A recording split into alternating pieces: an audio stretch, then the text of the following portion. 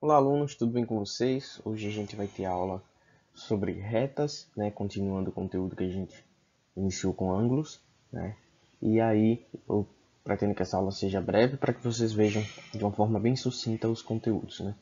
Muito do que vocês vão ver aqui vai ser aprofundado nas próximas semanas, então é como se fosse uma introdução ao assunto. Então, fiquem bem tranquilos porque a gente vai voltar a ver esse assunto em breve, tá bom? Então, a gente vai começar falando sobre retas e sobre classificação de retas, ok? Então, as retas elas podem ser classificadas de várias formas, mas aqui a gente vai classificar, né, primeiramente as retas como em relação a serem paralelas ou não, né? Então, o que seriam retas paralelas? Bem, quando duas retas não se cruzam, elas não se tocam, né, elas não têm pontos em comum, elas são chamadas de retas paralelas. Então nós temos aqui ó, o exemplo aqui da esquerda, nós temos essa reta R aqui e nós temos essa reta S. Percebam que em nenhum momento a reta R toca a reta S, né? Elas têm o seu comprimento, né? Tem o seu sentido de direção, mas em nenhum momento elas se tocam. A mesma coisa acontece aqui com essas três retas da direita, né? Nós temos a reta R, reta S e a reta T. Em nenhum momento as retas se tocam, né? Elas não se tocam de forma alguma. Então, quando as retas não se tocam, a gente chama ela de reta paralela, beleza? Porém, as retas podem se tocar, né? E aí, quando as duas retas se cruzam, né, se tocam, elas formam, né, quatro ângulos. E esses ângulos podem ser chamados, né, essas retas, na verdade, podem ser chamadas de retas concorrentes. E aí, a gente vai trabalhar bastante com retas concorrentes, né? Porque elas são bem importantes, elas têm umas propriedades especiais. Mas vocês estão vendo aqui que as retas elas estão se cruzando, mas elas, né, elas são retas concorrentes, mas existe um caso especial de retas concorrentes. Então, quando as retas concorrentes elas formam entre si quatro ângulos retos, né, a gente chama elas de retas perpendiculares e utiliza esse símbolo aqui para representar o perpendicularismo entre elas. Então, nesse caso, a reta R ela está sendo perpendicular à reta S, né? Está fazendo uma cruzinha. Quando for formada essa cruz, né, que a gente pode trabalhar depois, pode chamar, é bem utilizado quando a gente vai estudar funções e tal, plano cartesiano. Então, quando a gente tem uma reta, né, que está perpendicular à outra, né, a gente chama, né, essas retas de perpendiculares. Beleza, pessoal? Tranquilo, né? É um assunto bem fácil. Só que aí existe uma situação especial. Então, nós temos, por exemplo, duas retas concorrentes aqui. Ó. Temos essa reta, eu vou chamar essa reta aqui de reta 1 e essa segunda reta aqui de reta 2, beleza? Então, a reta 1 ela está sendo o quê? Concorrente com a reta 2. São retas que elas não são paralelas porque elas se tocam, mas elas também não se tocam fazendo a cruzinha. Então, elas são concorrentes. Então, aqui a gente vai falar sobre o que seriam os ângulos opostos pelo vértice. Então, dois ângulos são opostos pelo vértice quando os lados de um forem, né, concorrentes ao outro. Então, por exemplo, o que é que existe aqui? Nós temos aqui a reta, aliás, o ângulo alfa, que é esse símbolo aqui, ok? E do outro lado, nós temos o ângulo beta, que é esse outro aqui. Então, o que é que acontece? O ângulo alfa, ele é exatamente igual ao ângulo beta. Então, posso falar o seguinte, ó, o alfa é igual ao beta, beleza? Alfa é igual a beta. E por que eles são opostos pelo vértice? O vértice é justamente esse ponto aqui, ó. Esse ponto aqui central. E nesse ponto central, o que é que acontece? É o vértice, é onde as retas se encontram. Então, se você olhar o, pelo vértice, o que é que a gente tem? Que o lado, né, de cima é igual ao lado de baixo. Então, se um lado é igual ao outro, os ângulos também são iguais. Então, alfa vai ser igual a beta. Da mesma forma que esses dois ângulos aqui, ó, esse que está no azul mais claro, é exatamente igual a esse. Então, eu vou chamar esse ângulo aqui de ângulo C e esse aqui igual de ângulo D. Então, posso dizer que o ângulo C é igual ao ângulo D. Por quê? Porque os ângulos são opostos pelo vértice. Beleza? E aí, Além disso, a gente tem o quê? A gente tem que esses ângulos são ao mesmo tempo suplementares. Por quê? Olha, se vocês observarem bem, se a gente somar o ângulo alfa, deixa eu apagar aqui para ficar mais fácil para vocês verem. Se a gente somar o ângulo alfa, que é esse aqui grandão, com esse D menorzinho, se a gente olhar direitinho, o que é que eles estão formando? Estão formando a metade de um círculo. E quando eles formam a metade do círculo, o que é que a gente sabe? Tem um ângulo, está formando a metade de um círculo, ele tem o quê? 180 graus. Então, esses ângulos aqui, o alfa mais o ângulo D, eles são o quê? São ângulos suplementares. São ângulos suplementares. O que é que isso quer dizer? Quer dizer que a soma deles vai ser igual a 180 graus. Então, se eu disser, por exemplo, o ângulo alfa é igual a 150 graus. Quanto vale o ângulo D? Vocês sabem por quê.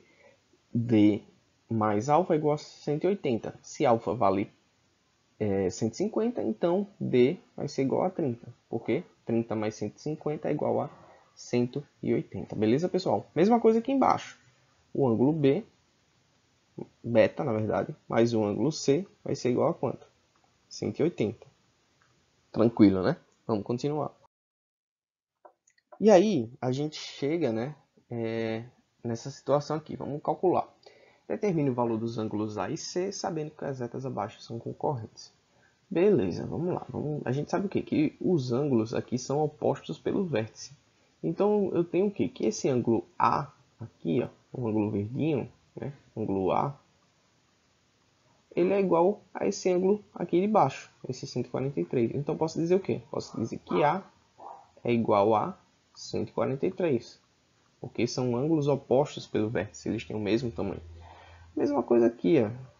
O ângulo C, esse ângulo aqui, ele tem exatamente o mesmo tamanho desse ângulo do outro lado. Então, o que é que acontece? Nós temos o quê? C vai ser igual a 37 graus. E lembra que eu falei que os ângulos são suplementares? Então, se eu somar o ângulo A mais o ângulo 37 graus, ele vai ter que dar quanto? Vai ter que dar 180, né? Então, vamos lá. A vale 143.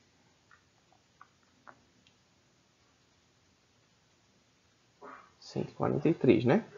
E o outro ângulo, né, que está aqui, ó, nessa parte superior, né? Estou considerando esses dois ângulos aqui, né, que fique claro, são esses dois ângulos. O outro ângulo é o 37 graus, né? Então vamos somar para ver se dá certo. 3 mais 7 dá 10, sobe 1. 4 mais 1 dá 5, mais 3, 8. Desce 1, 180. Então está correto. Esses ângulos, né, são suplementares. Então, A mais 37 graus vai dar igual a 180 graus. Tranquilo, pessoal? Vamos continuar. Agora a gente vai falar sobre retas paralelas cortadas por uma transversal. Então, o que é que a gente tem nessa situação agora?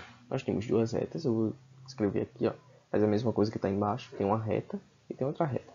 Elas são o quê? São paralelas, elas não se tocam. Mas aí eu adicionei uma terceira reta, que é uma reta chamada transversal. E a partir dessa reta transversal, a gente, né, vai ter algumas características. Mas o que seria uma reta transversal? Bem, uma reta transversal a uma outra reta, né? Uma reta ela vai ser considerada transversal a uma outra reta se elas possuem apenas um ponto em comum. Então, por exemplo, vamos chamar essa daqui de reta A, essa daqui de reta B e essa aqui de reta C. A letra A, ela só toca, a reta A só toca na reta C em um ponto, que é esse ponto aqui. E a reta B só vai tocar a reta C em outro ponto, né, que é esse ponto aqui. Então, o que é que acontece? Se eu tenho duas retas paralelas, né, nesse caso aqui de baixo, né, deixa eu apagar em cima, vamos focar no que está embaixo agora. Se eu tenho duas retas paralelas, né, R, né, que é essa daqui de cima, e S, né, que é essa daqui de baixo, que elas são cortadas por uma reta T, elas vão formar ângulos como representados na imagem, né? E aí o que é legal nessa história? Né? Na figura, né, o que é que a gente tem? Tem vários ângulos que são formados, né? Tem um ângulo A, B, C e D. lá em cima e o E, F, H e G ali embaixo, né? E na figura, os ângulos que apresentam a mesma cor são congruentes, ou seja, eles possuem a mesma medida, né? Então, o que é que acontece? Os ângulos B e D são congruentes, eles têm a mesma medida, assim como o F e o H. Então, todos eles têm a mesma medida. Então, por outro lado, os ângulos A e C são congruentes também, eles têm o mesmo tamanho, assim como o E e o G, ok? E aí, dois ângulos de cores diferentes são suplementares, ou seja, eles somam 180 graus. Então, nesse exemplo aqui, por exemplo, o A mais o B vai dar 180 graus. O D mais o C vai dar 180 graus também. Assim como o E mais o F e o H mais o G. Beleza, pessoal? Só que aí, o que é que a gente tem? Os pares de ângulos, né, eles vão receber nomes de acordo com a posição que ocupam em relação às retas paralelas e à reta transversal. Sendo assim, os ângulos eles podem ser dos seguintes tipos. Eles podem ser correspondentes, onde dois ângulos que ocupam a mesma posição nas retas paralelas são chamados de correspondentes, né? E eles apresentam a mesma medida. Então, pessoal, os pares de ângulos com a mesma cor, eles são ângulos correspondentes, né? Então, ó, vamos pensar aqui, ó, esse ângulo C, que está aqui em vermelho, ele é correspondente a esse ângulo G. Por quê? Eles ocupam a mesma posição nas retas paralelas. Ó. Esse ângulo C está na parte de baixo da reta, né, do lado direito. O ângulo G também está na parte de baixo da reta do lado direito. O ângulo H, né, ele é correspondente ao ângulo D, porque ambos estão na parte inferior esquerda, né, das retas paralelas. Mesma coisa com E, aqui, ó. E e A são o quê? Correspondentes. Eles estão na parte superior esquerda, né, e das retas paralelas. E a mesma coisa aqui com o F e o B. Eles estão na parte superior, né, direita das retas paralelas, né, quando cruzadas pela transversal. Então, o que é que isso quer dizer? Quer dizer que os ângulos que têm a mesma cor, aí, né, são ângulos correspondentes. E eles têm o mesmo tamanho, lembrando disso. Ângulos alternos. O que seriam ângulos alternos? Não são ângulos, né? Os pares de ângulos que estão em lados opostos da reta transversal, eles são chamados de alternos, né? Esses ângulos também são congruentes. Então, o que acontece? Os alternos eles podem ser internos ou externos, né? Depende da posição que eles estão nas retas. Então, deixa eu colocar o azulzinho aqui. O que são alternos? Alterno quer dizer o quê?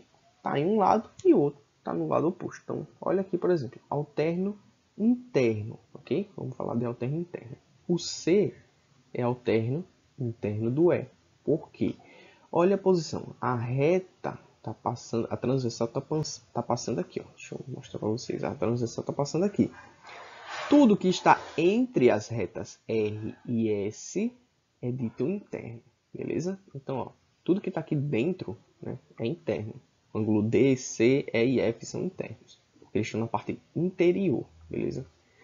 E aí, ó, o C é alterno do E, porque ó, o C está do lado direito, o E está onde? Do lado esquerdo, então eles são alternos. Da mesma coisa o D e o F. Eles são alternos porque um está de um lado e o outro está do outro. E aqui a gente vai falar no lado direito, nós temos aqui ó, os alternos externos, ou seja, eles estão fora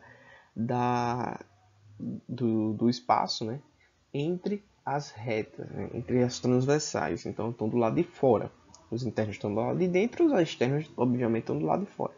Então nessa situação, ó, o A é alterno externo do G, porque ó, o A está na parte externa, mas do lado esquerdo, e o G está na parte externa do lado direito, beleza? Mesma coisa H e B, então eles são alternos externos. E agora nós temos os ângulos colaterais, que são os pares de ângulos que estão do mesmo lado da reta transversal, né? Os ângulos colaterais eles são suplementares, ou seja, eles somam 180 graus, e também podem ser internos ou externos, né? Então, a gente já viu, né, que ângulos, né, que fazem essa meia-lua, né, eles são ângulos que são suplementares, eles formam 180 graus. Então, aqui nesse caso, Nós temos os colaterais internos, né? D e C, porque eles estão na parte de dentro, né? Estão na parte de dentro dessas retas, né? Então, D e C são colaterais internos, assim como E e F. Estão na parte de dentro, então são colaterais internos. E aqui nós temos os colaterais externos, A e B, H e G. Por quê? Esses dois aqui ó, estão na parte externa e esses dois aqui estão na parte externa também. Então vamos lá, sabendo que R é paralelo a S, determine X. Bem, a gente já viu aqui que esses ângulos, né, eles têm o mesmo tamanho, né? Eles são ângulos que eles são, na verdade, são ângulos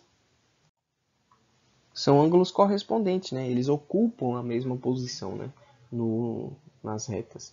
Então, se eles são correspondentes e eles ocupam a mesma posição, eles são iguais. Então, vamos lá. Se eles são iguais, eu posso estabelecer uma igualdade, né? Eu posso dizer aqui, ó, 3x menos 12 graus, né? Que é esse ângulo aqui de cima, vai ser igual ao quê? Ao ângulo de baixo, 2x mais 15 graus. Então, a gente tem que determinar o valor de x. Então, vamos responder. Para determinar o valor de x, eu vou, né, resolver a equação aqui. Com letras para um lado, números para o outro. Esse 2x está positivo, vai passar para cá negativo. E esse 12 está negativo, vai passar para o outro lado positivo. Então, aqui, ó, vou ter 15 graus mais 12 graus. Então, 3x menos x, 2x vai ser igual a x. X vai ser igual a quanto? Vai ser igual a 15 mais 12, que é igual a 27. Então, a gente já sabe aqui o valor de x. 27 graus. Beleza, pessoal? Então, era só isso que eu tinha para falar para vocês sobre retas hoje, né? Tem muita informação aí, mas são informações que vocês podem ir praticando, utilizando o livro didático, né? Lembrando que esse conteúdo ele começa, né? O conteúdo de retas ele começa aqui na página 173 do livro didático. Então vocês podem sempre olhar o livro didático, ver essas aulas e tirar dúvidas comigo. Tá bom, pessoal? É isso e até a próxima aula.